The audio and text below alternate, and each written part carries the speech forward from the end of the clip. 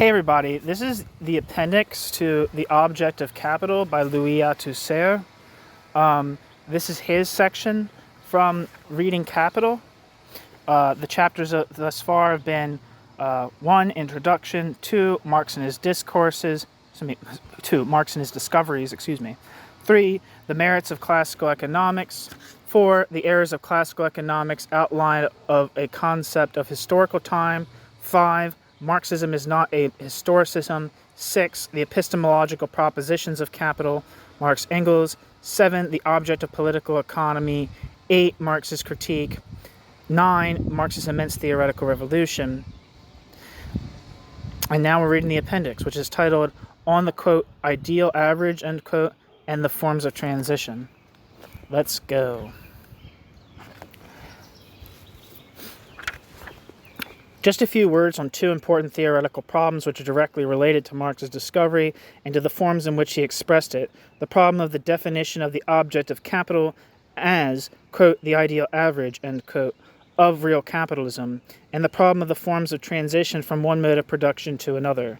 Quote, in a general analysis of the present kind, it is assumed throughout that actual conditions correspond to their concept, or, and this amounts to the same thing, actual conditions are depicted only insofar as they express their own general type, end quote.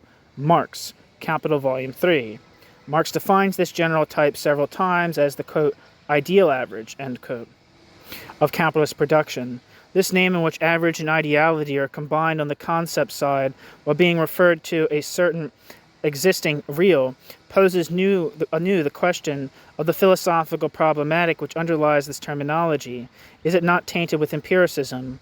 This is certainly the impression given by a passage from the preface to the first German edition of Capital. Quote, the physicist either observes natural processes where natural processes occur in natural processes' most significant form and are least affected by disturbing influences, or wherever possible, he makes experiments under conditions which ensure that the process will occur in that process's pure state. What I have to examine in this work is the capitalist mode of production and the relations of production and forms of intercourse that correspond to it. Until now, their locus classicus has been England.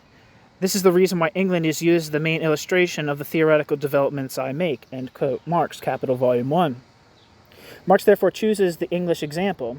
However, Marx subjects even this example to a remarkable, quote, purification, end quote, since on his own admission, he analyzes it on the assumption that there are only ever two classes present in his object, a situation which has never existed anywhere, and that the world market is entirely subject to the capitalist mode of production, which is just as far from reality. Marx therefore does not even study the English example. However, classical and pure it may be, but a non-existent example, precisely what he calls the, quote, ideal average, end quote, of the capitalist mode of production. Lenin restated this apparent difficulty in 1899 in his, quote, once more in the theory of realization, end quote. It's from Lenin's collected works, Volume 4, published in Moscow in 1960. Let us dwell for a while on the problem that has, quote, long interested, end quote, Struve. What is the real scientific value of the theory of realization? It has exactly the same value as have all other postulates of Marx's abstract theory. All the other postulates of Marx's abstract theory. If Struve is bothered by, it's probably Struve. If Struve is bothered by the circumstances that, quote, perfect realization is the ideal of capitalist production, but by no means capitalist production's reality, end quote, we must remind Struve that all the other laws of capitalism revealed by Marx also depict only the ideal of capitalism and not capitalism's reality.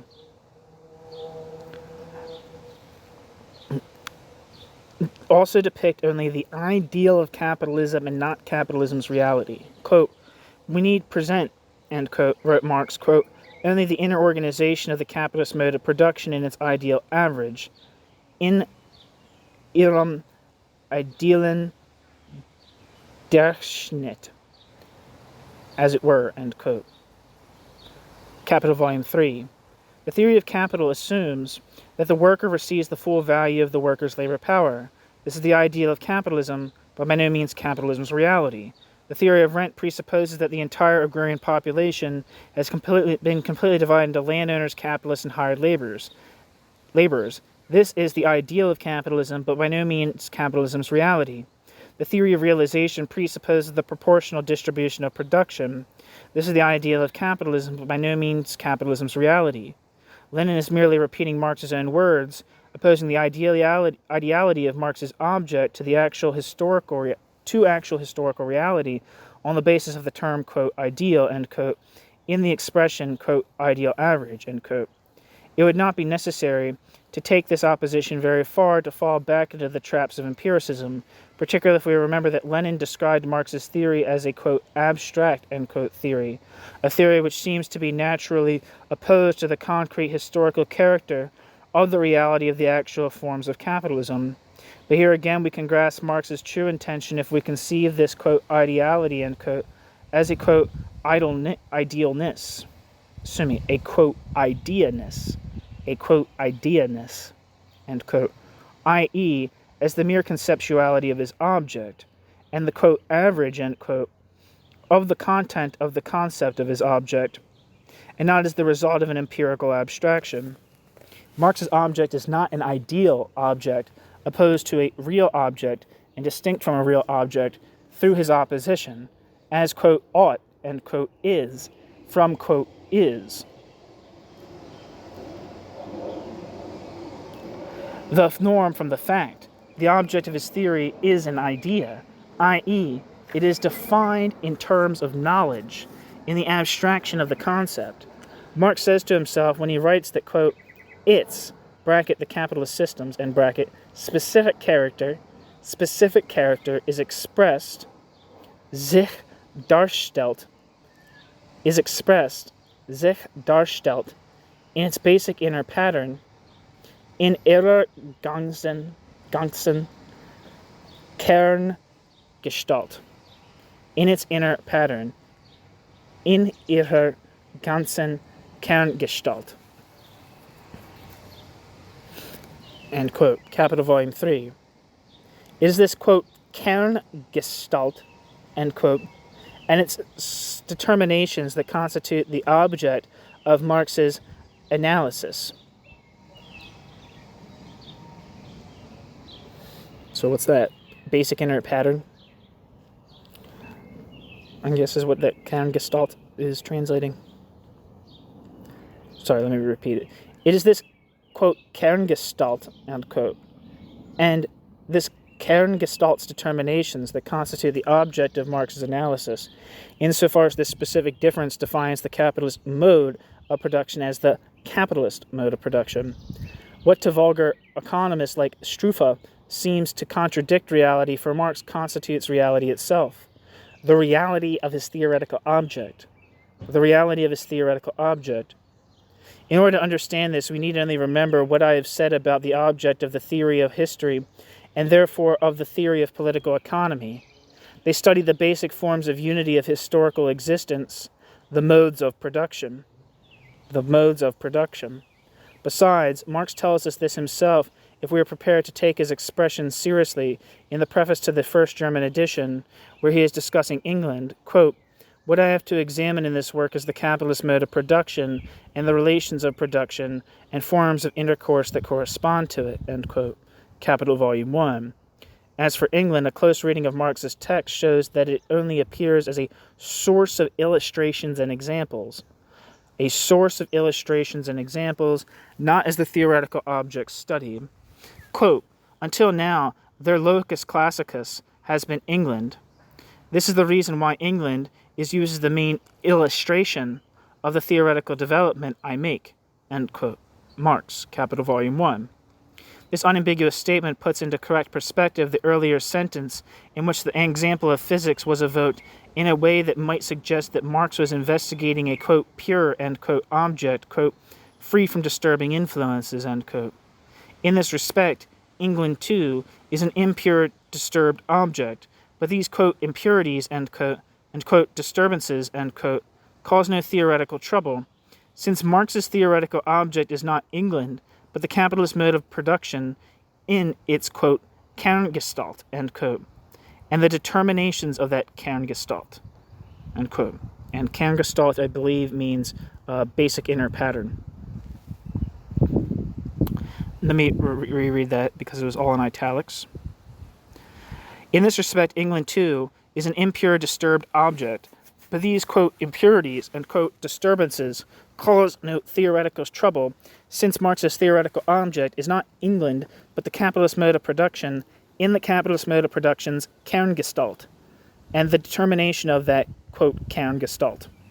When Marx tells us that he is studying a, quote, ideal average, end quote, we must therefore understand that this ideality connotes not the unreal or the ideal norm, but the concept of the real, and that this, quote, average, end quote, is not an empiricist average, it does not connote the non-unique, but on the contrary, it connotes the concept of the specific difference of the mode of production concerned.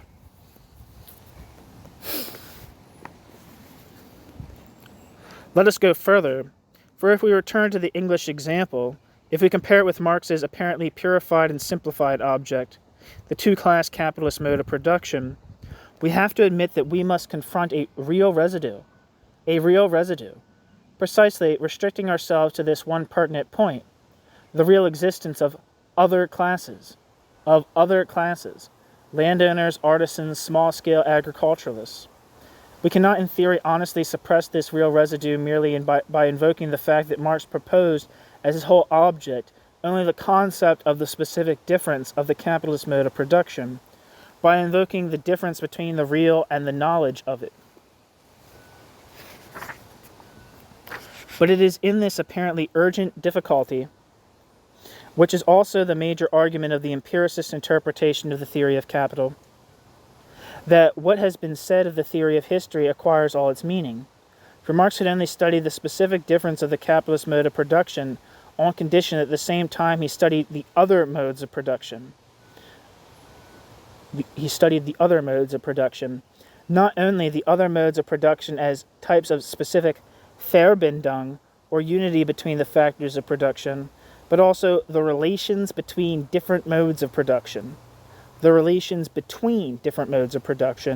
In the process of the constitution of modes of production.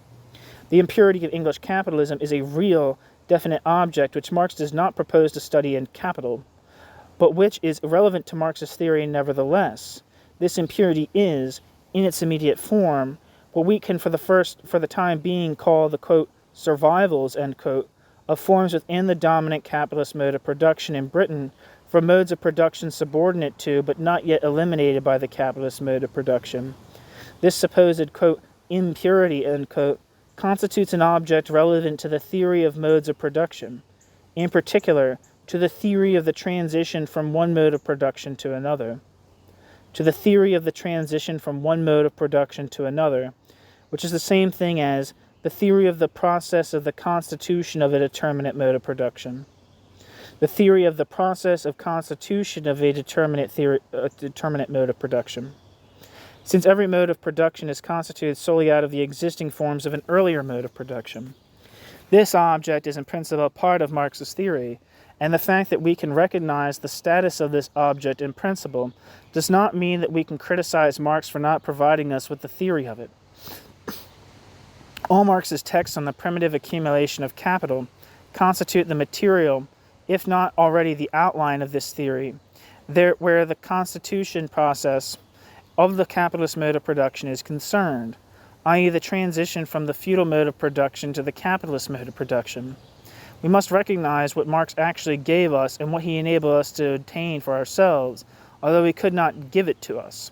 Just as we can say that we possess only the outline of a Marxist theory of the modes of production before the capitalist mode of production, we can say, and even, since the existence of this problem and above all the necessity of posing it in its peculiar theoretical form are not generally recognized, we must say that Marx did not give us any theory of the transition from one mode of production to another, i.e. of the constitution of a mode of production. We must say that Marx did not give us any theory of the transition from one mode of production to another, i.e. of the constitution of a mode of production.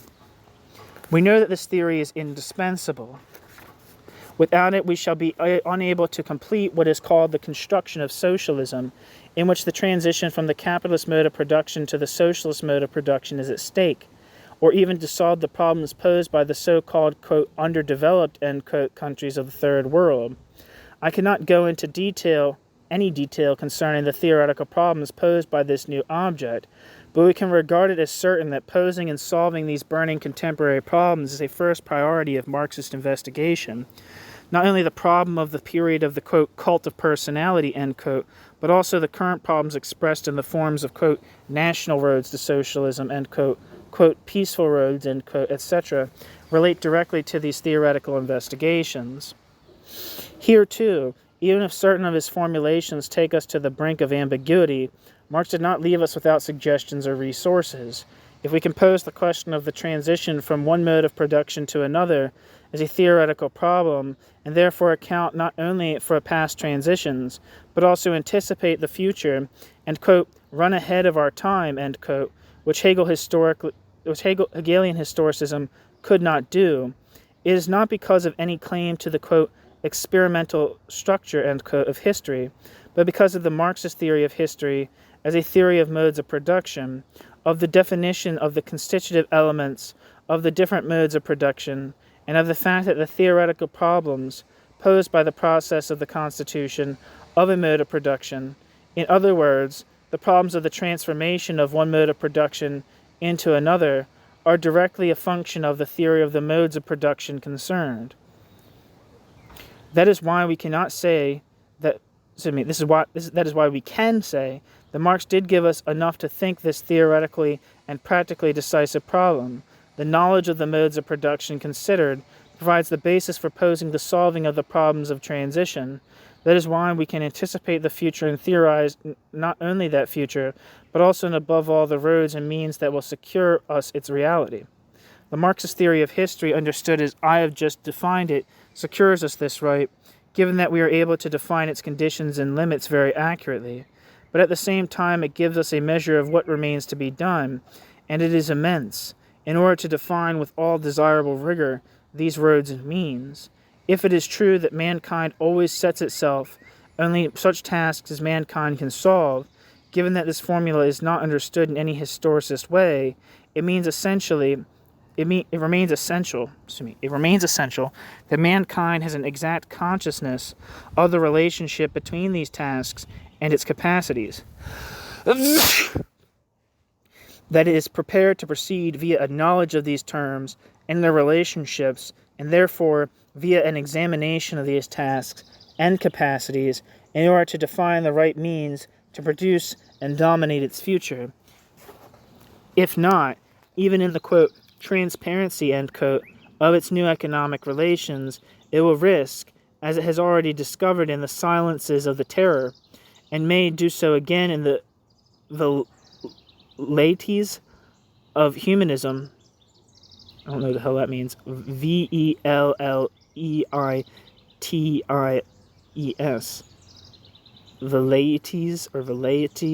Velleities. It's probably velleities of humanism. It will risk entering a future still charged with dangers and shades with a virgin conscience. The end. Thank you for listening.